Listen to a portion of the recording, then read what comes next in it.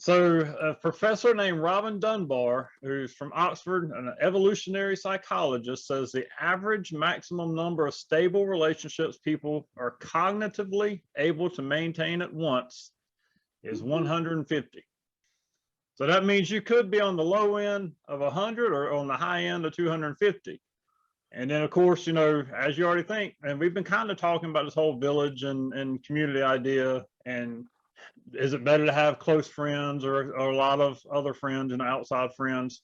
So there's different realms or different levels of friendship, of course. Dunbar developed a circle map kind of explaining the different levels or different realms of friends that we can have. So looking at this image here, this is a circle of from acquaintances to really, really close friends. And so looking at the very innermost picture there, and I know it may be hard to see on your phones, but so the bullseye is the innermost layer. That's about 1.5 is the number of friends. So don't ask me how they got a half, but those are your most intimate. Those are typically your husband or wife or somebody you're romantically involved in is all that's going to fit in that little tight circle. And then the next layer outside of that says close friends. Those are your shoulders to cry on type friendships. Those are the ones you really hold tight to dearly, tell your secrets to, tell everything to, that kind of deal. And then the next layer is your best friends. There's 15 there. Does that includes the previous 5? And then it's called your core social partners. It says they are your main social companions. So they provide the context of having fun times. Those are the people you want to hang out with all the time.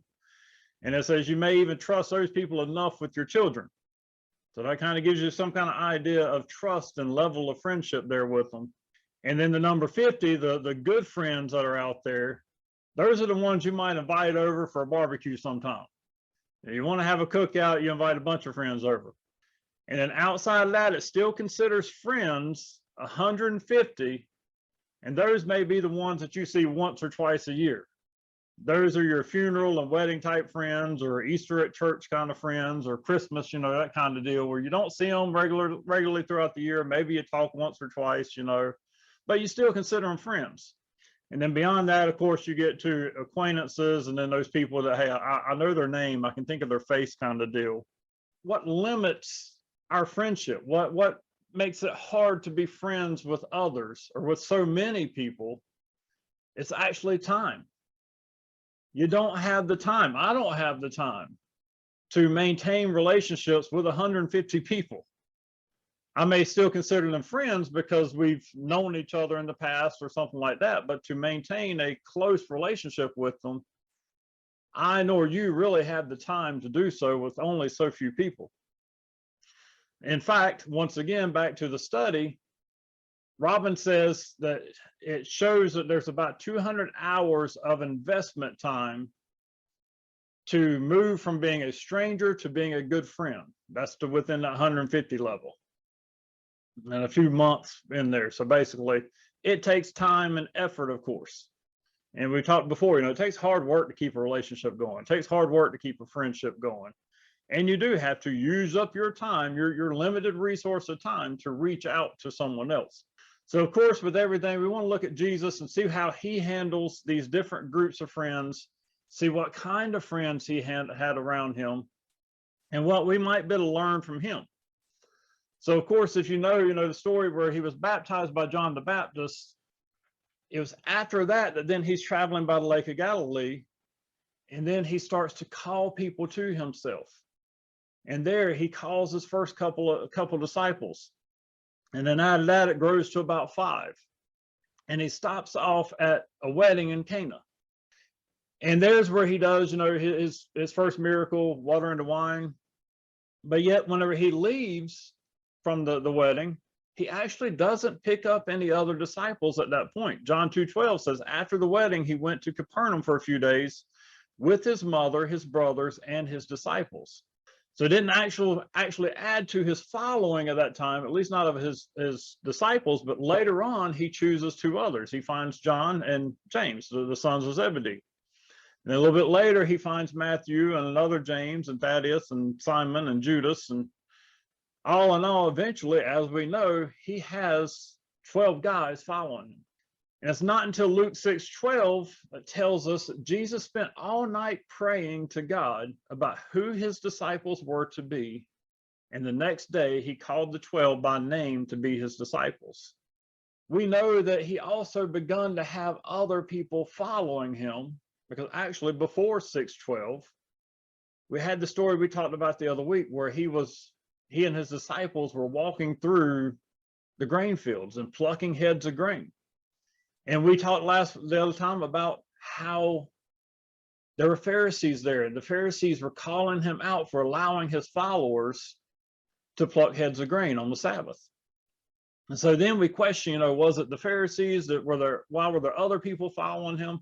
All of that. So we understand from the text, he did have other people following him other than just the 12. And then Luke 6:17 actually speaks to us, says, when they came down from the mountain, the disciples stood with Jesus on a large level area, surrounded by many of his followers and the crowds. So 6:12, he prayed to God about who his disciples were going to be. And that's why he was on the mountain. And then he comes down from the mountain, he has just those 12, but yet you already see he's got other followers already. Now, I kind of can't help but think about social media and having followers, right? And so my thought with that is, just because someone is following you, it doesn't mean they need to be your friend. I think too often, especially in social media days and digital avenues and all that, we think that just because somebody sends us a friend request, that we're supposed to accept them. And how many times do we get in that situation where we've got those friends and we've been following those quote unquote friends, we've been following them, and then we're like, man, I don't like following this person. And then we're afraid to unfriend them, right? And so just because somebody is following you doesn't mean that you have to accept them as your friend. Because would you do the same thing in real life? Would you just accept anybody that comes up to you to be your friend? Or would you be a little bit selective because you don't know who it is you're talking to? But here's the thing, to have a friend, to make a friend, it's an offer to do life together. And you don't want to do that with just anyone. And especially as you get into those closer levels of life or closer levels of friendship, you want to make sure that person's got your best intentions in their mind, and you've got their best intentions in your mind. And so, like Jesus, have you ever prayed about making friends or finding friends that are the right kind of friends for you? And then again, what if we did this before accepting our friends on Facebook as well, or on Twitter, or whatever social media site there is? So we have to be careful that we're inviting acquaintances in to be friends that could have other alternative thoughts or plans to do wrong, as we see with Jesus and some of those that were following him. But yet there is a circle called, or for Dunbar's research, about the 50. It says about 50 or so is about how many good friends we have. And it's interesting because later on in Jesus' time, he sends out, or as we read as recorded, he sends out 72 disciples to do ministry. They were to go around in the surrounding areas and go to the places that he was planning on going himself and prepare to let the people know. Luke 10:1 says, the Lord now chose 72 other disciples and sent them ahead in pairs to all the towns and places he planned to visit. And so I kind of thought that's cool that, 72 and then 50, like I said, it's not a hard number of how many good friends you can have. But if you think about who is Jesus going to send to make him known in towns that he's planning to go to, it's not just going to be acquaintances. It's not just going to be people whose names he knows. It's going to be people that he's got at least some kind of friendship relationship with. It would be people that he could trust, that he would know would do what it was that he had asked them to do, and that they wouldn't be spreading falsehood about him. They would actually be speaking highly of him and encouraging others of his coming. And so don't you want a team of people around you as well that are going to speak highly of you, that might give you that referral that you need at some point or another, that at least know you well enough to speak good about you? And maybe those having that kind of a group of people around you are those that, once you go missing, they call and check on you. Or maybe you know that your role in that community as well is to call and check on others if they are missing. And then to be there for one another, to encourage one another as well. So it kind of goes back to this whole idea of this village of people that we can rely on and depend on in times of need. Granted, these are not the people you might be telling your deepest, darkest secrets to and all that. They're not that close to friends, but they're more than acquaintances. They're more than people I know their name. You actually have a little bit of doing life together, even if you don't come together all the time. And then there's a time in every relationship where change comes in, where usually that friendship, it can grow deeper.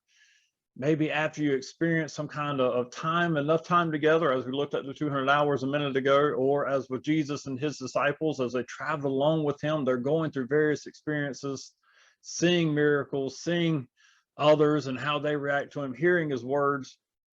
And so Jesus marks a certain time between he and his disciples when he actually calls them friends. John chapter 15, verse 15 says, I no longer call you slaves because a master doesn't confide in his slaves.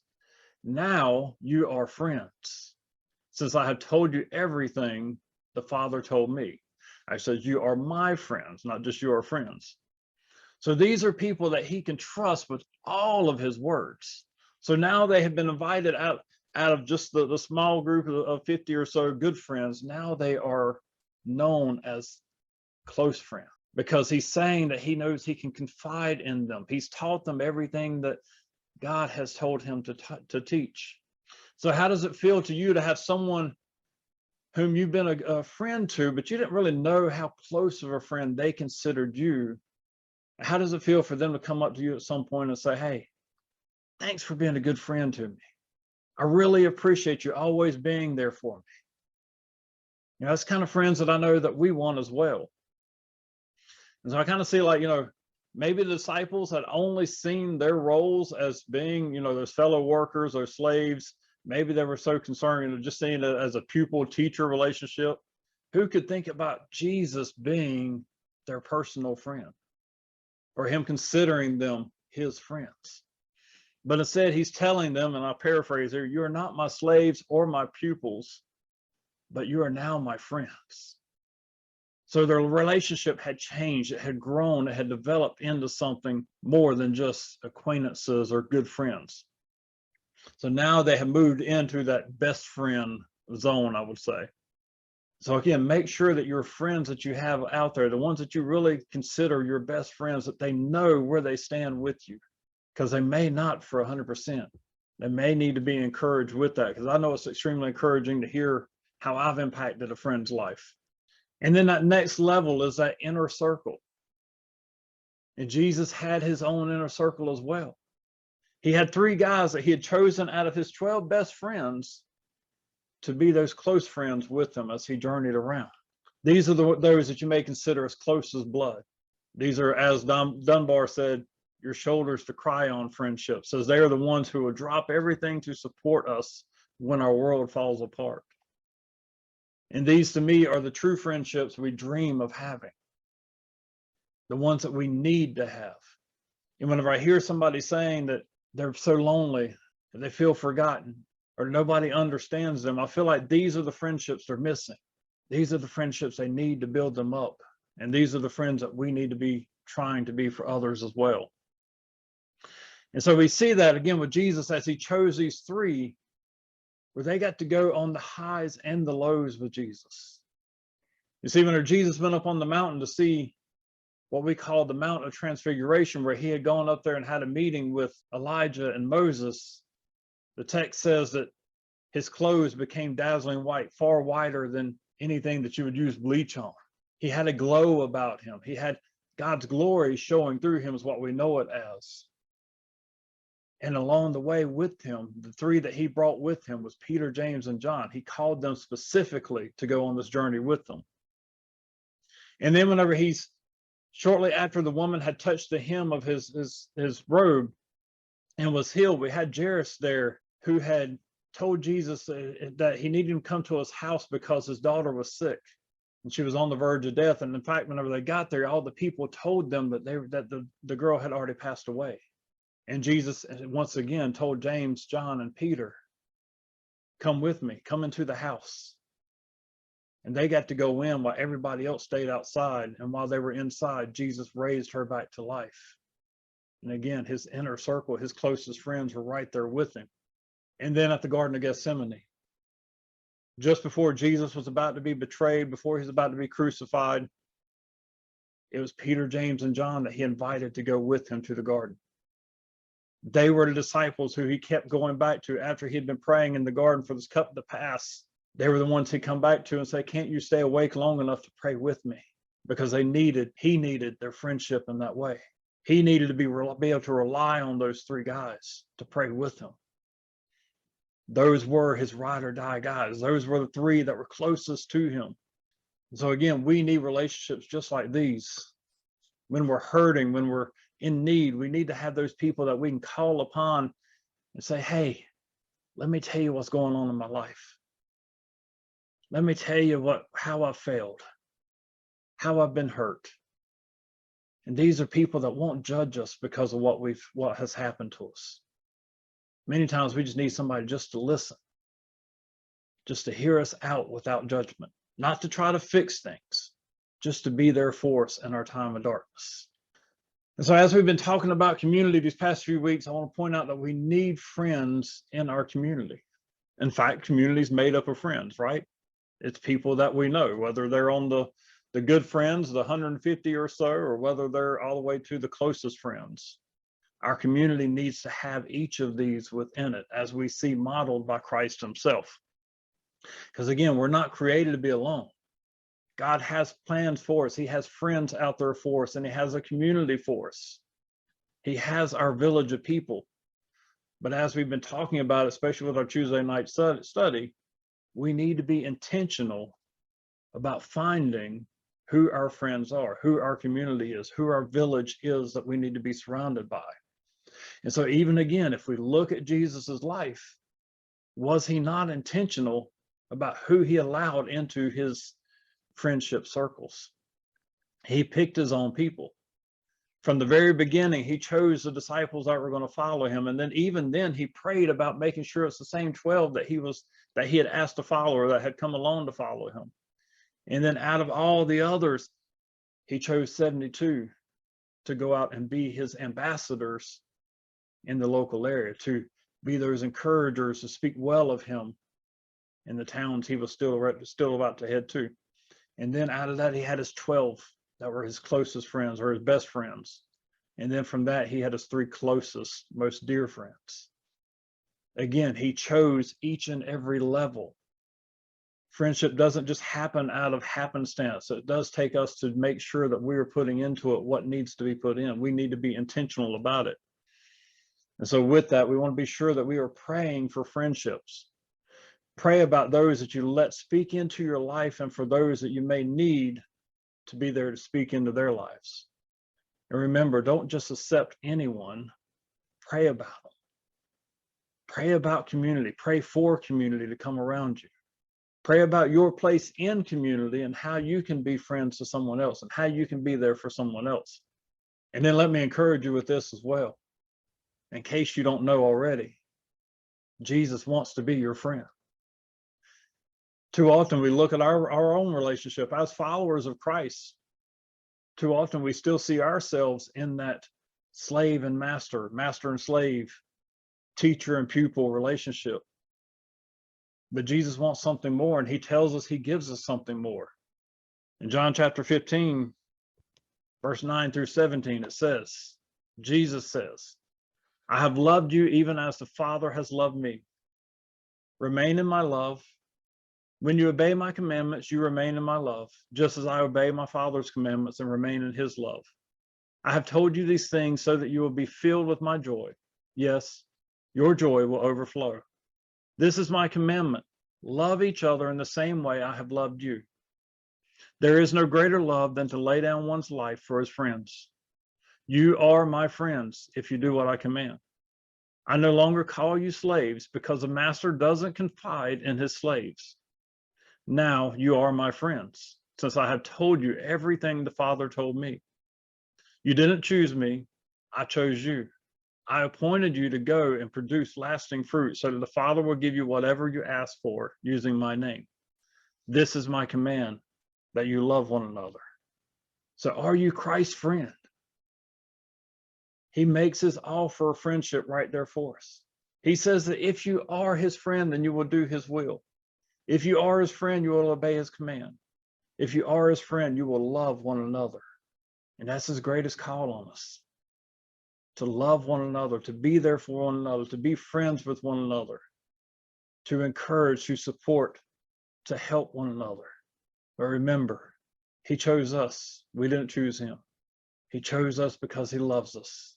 And he wants us to be wise in who we choose as well. And then remember also, he has work for us to do. He's given each one of us a purpose. When we come to him, we are friends with him. He wants us to be his ride and die people.